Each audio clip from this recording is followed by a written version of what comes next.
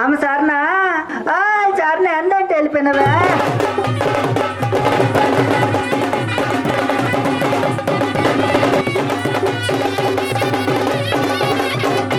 ఉత్తరాంధ్ర ప్రజా గొంతుక. ప్రజలు 30,000 ఎకరాల భూమి ఇస్తే ఈ రోజు కార్పొరేట్లకు దోచుకోవడానికి చూస్తున్నటువంటి ఆ పాలకులకు వ్యతిరేకంగా ఆయన నేతృత్వంలో ప్రజా పోరాటాలు విశాఖ స్టీల్ ప్లాంట్ వ్యతిరేక పోరాట కమిటీ అనేది ఇచ్చేస్తూ ప్రజలు ఉవ్వెత్తున పోరాట దిశగా మార్గంలో ప్రయాణించినటువంటి మన రమణమూర్తి గారు ఇక్కడ ఉన్నటువంటి మన గ్రామాల్లో ఉన్నటువంటి ఈ పోర్టు వ్యతిరేకంగా ఇక్కడ ఉన్నటువంటి పేద ప్రజలు బాధలు పడుతున్నారు. అక్కడ కూడా మా సూచనలు మా సలహాలు ఇచ్చేసి ఆ పోరాటాలు ఆ కన్నీళ్ళలో మేము కూడా భాగస్వాములు అవుతాము.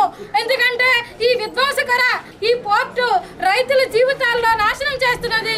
రైతులకి గూడు లేదు తూడు లేదు లేకుండా చేస్తున్నటువంటి ఈ పోర్టు ఇక్కడ ఉన్నటువంటి ప్రజలకు ఉపయోగపడింది అయితే కాదు, కార్పొరేట్లకు ఉపయోగపడేటటువంటి పోర్టుని నమ్మి ఇక్కడ ఉన్న రైతాంగానికి ఆదుకోవడానికి వచ్చినటువంటి మన సారు.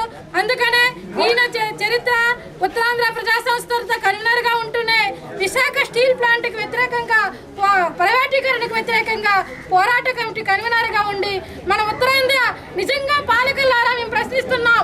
ఉత్తరాంధ్ర ప్రజలు 30,000 ఎకరాల భూమి ఇచ్చారు కదా, ఈ రోజు ఎందుకు అది ప్రైవేటీకరణ చేస్తున్నారని గొంతెత్తి మాట్లాడుతున్నాం. ఇప్పుడున్నటువంటి పాలకులారా, ఇక్కడ ఉన్నటువంటి గ్రామ స్థాయి ప్రతినిధులారా, మీకందరికీ విన్నవించుకున్నది మా ప్రజా సంఘాల తరపున ఒకటే, మీరు రాజకీయాలు చేయకండి. మీ జీవితంలో చిచ్చు వచ్చింది, మీ మనుగడికే కష్టమవుతుంది. ఈ రోజు మనకి ఎవరో పాలకులు చెప్తున్న మాట వినకండి.